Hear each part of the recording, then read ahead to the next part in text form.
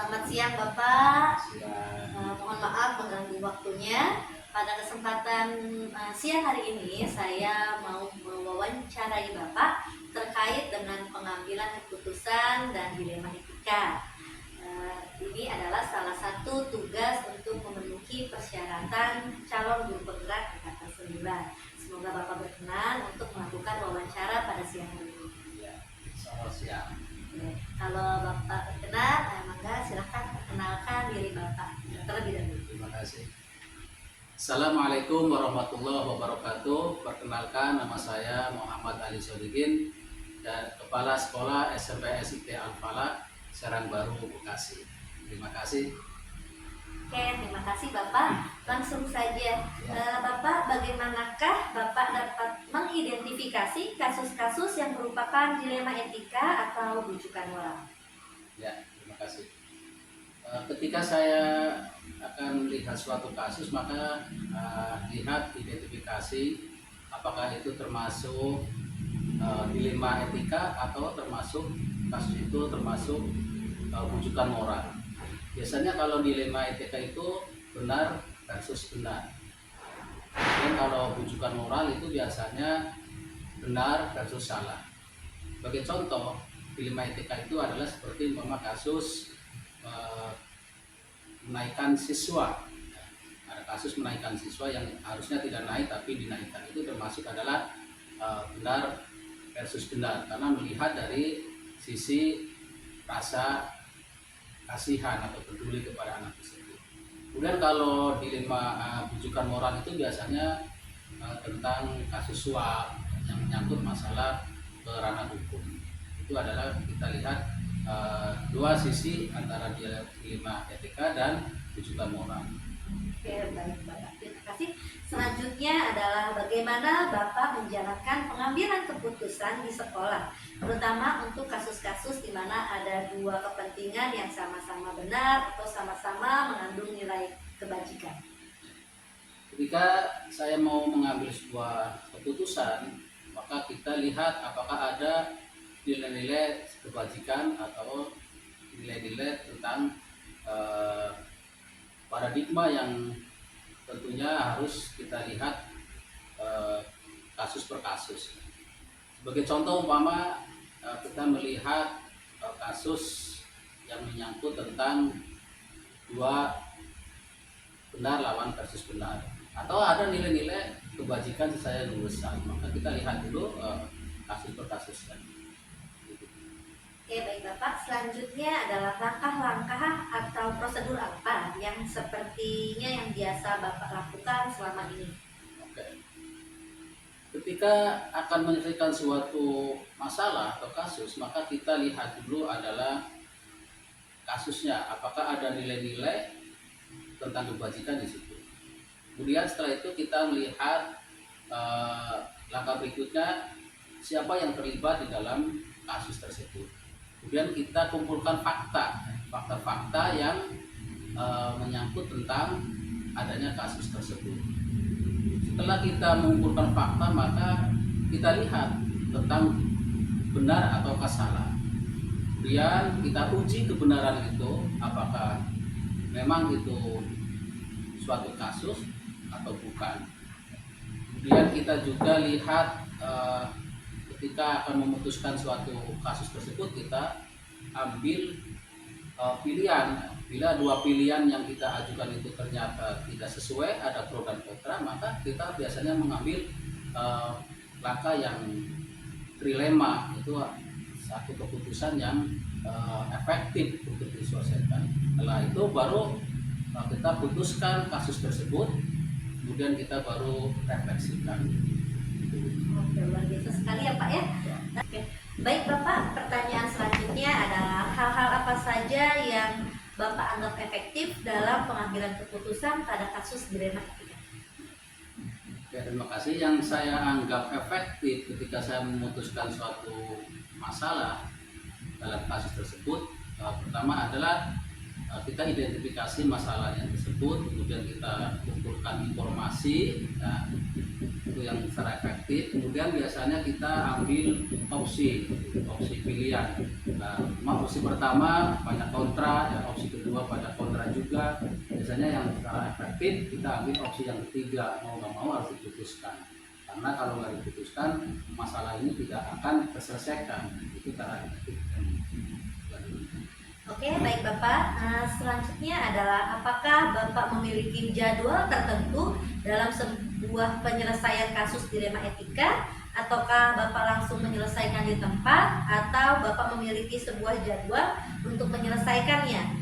Bentuk atau prosedur seperti apa yang biasanya Bapak jalankan? Jadi tentunya ketika ada suatu kasus atau masalah, saya biasanya membuat jadwal untuk menyelesaikan kasus per kasus, tapi dengan secepatnya kita selesaikan.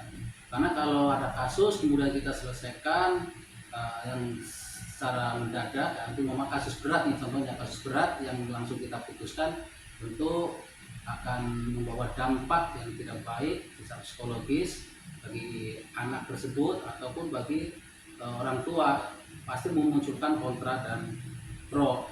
Maka kita bikin jadwal, ya, khususnya kasus-kasus yang berat yang harus ditangani secara detail, ya, maka kita buat jadwal agar kita bisa merenungkan, mengambil solusi bagaimana supaya menyelesaikannya itu. Kita punya waktu lah, jeda untuk merenungkan. Di samping itu kan kita harus perlu cek dan dicek juga. Mama kasus itu ternyata nggak benar, kita sudah putuskan salah, maka kita akan membawa dampak yang merugikan bagi pelaku tersebut. Oke. Baik Bapak, pertanyaan selanjutnya adakah seseorang atau faktor-faktor apa yang selama ini mempermudah atau membantu Bapak dalam pengambilan keputusan dalam kasus-kasus dilema etika?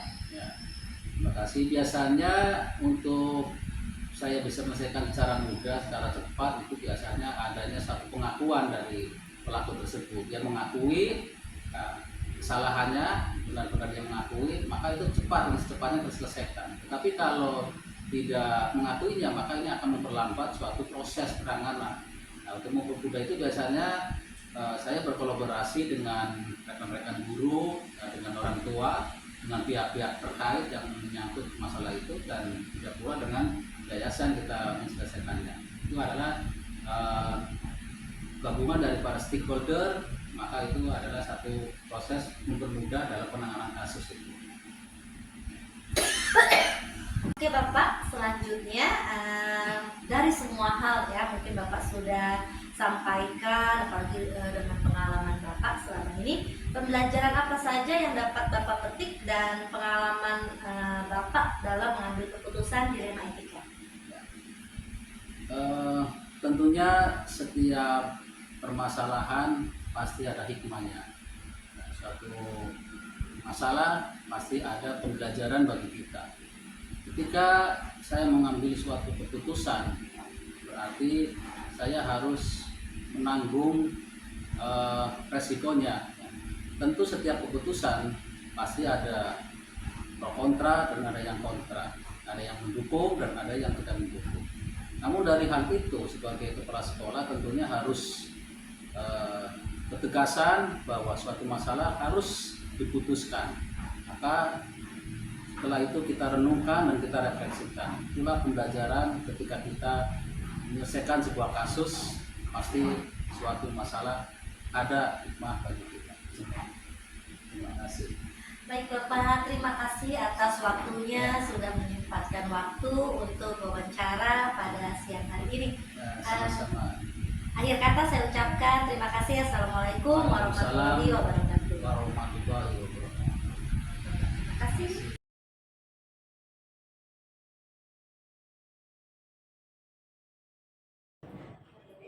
Assalamualaikum Bapak. Waalaikumsalam warahmatullahi wabarakatuh. Terima kasih sudah menyempatkan waktunya pada siang hari ini. Kebetulan pada siang hari ini saya akan melakukan sedikit wawancara kepada Bapak terkait dengan dilema etika.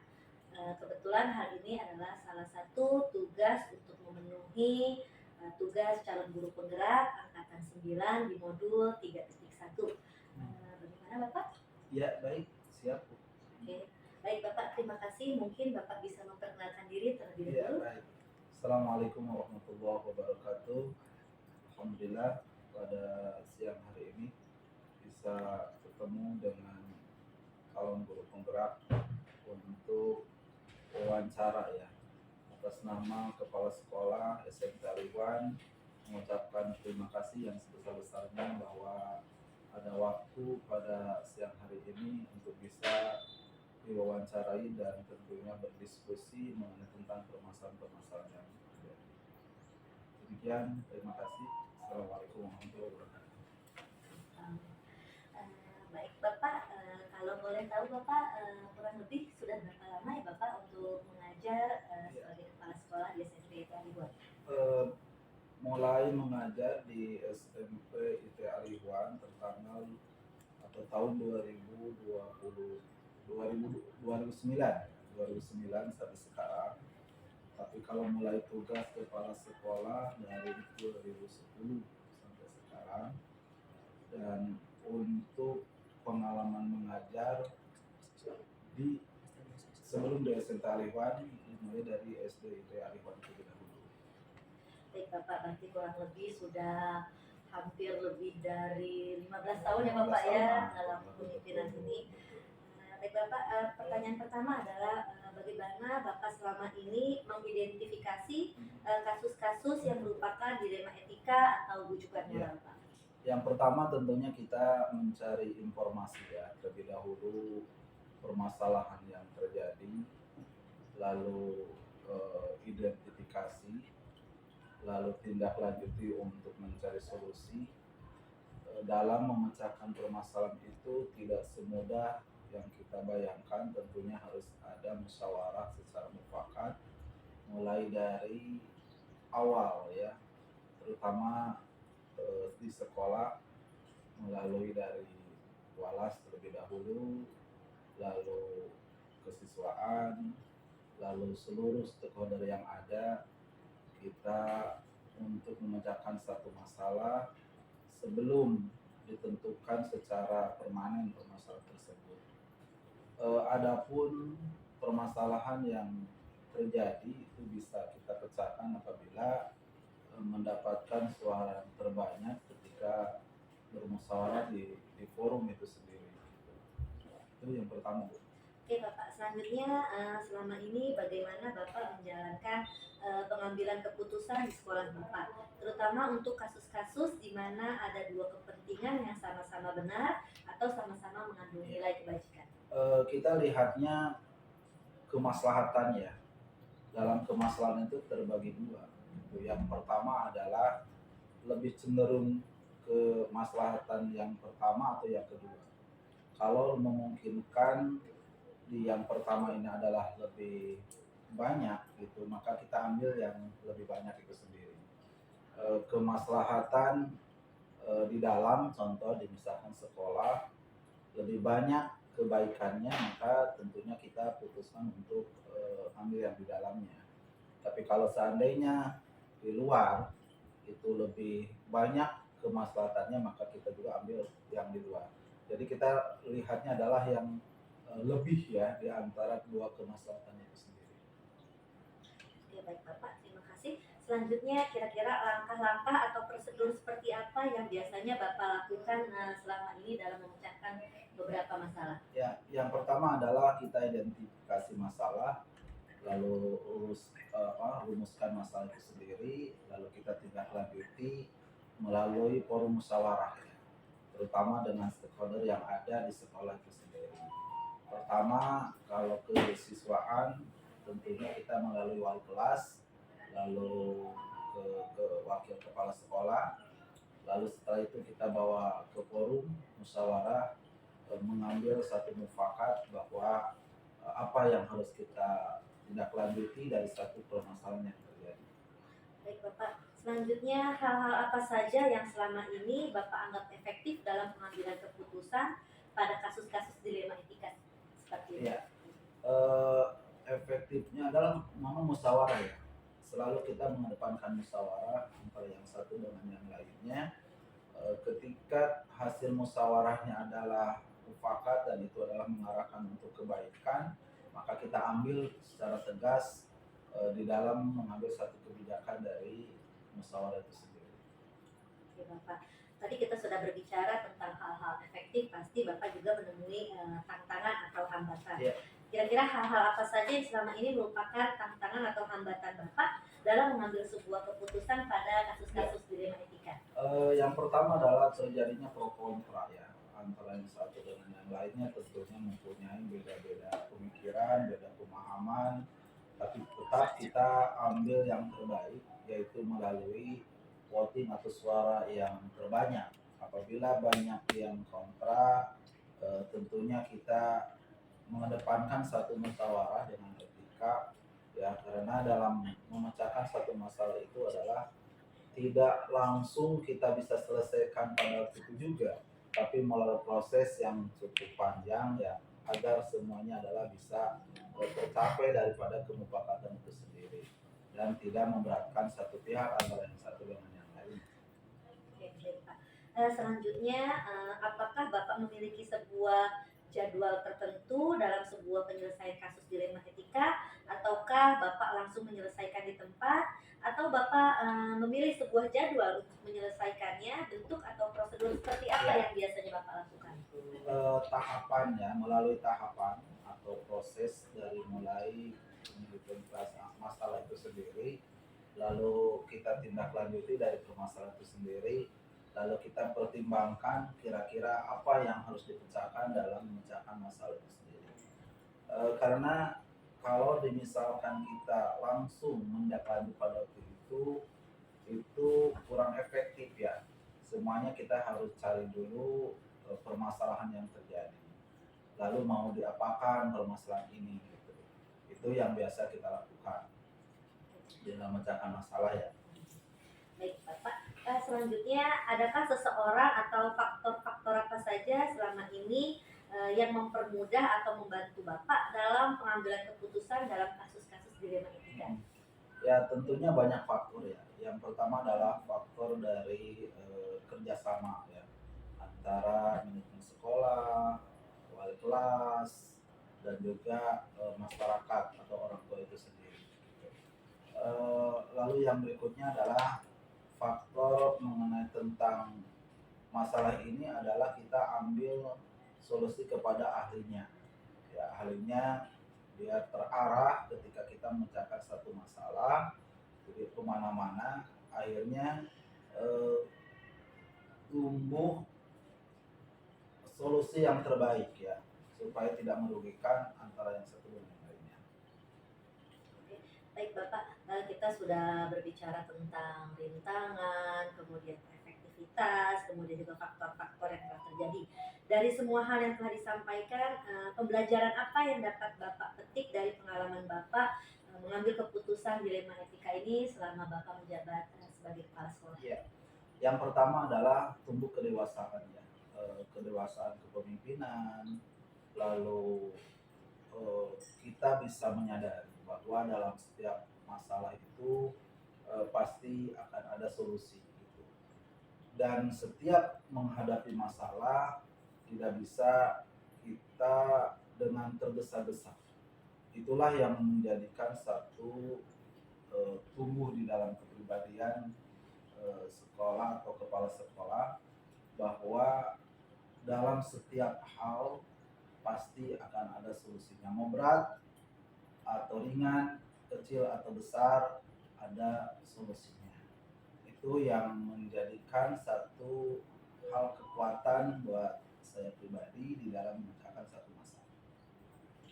Baik Bapak, terima kasih atas waktunya dan kesempatannya sudah berbincang-bincang tentang bagaimana pengalaman Bapak dalam mengambil keputusan selaku pimpinan sekolah.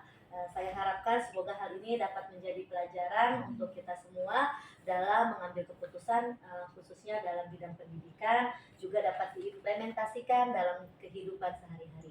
Baik Bapak, terima kasih atas Sama-sama. waktunya. Oke, Assalamualaikum warahmatullahi wabarakatuh. Waalaikumsalam.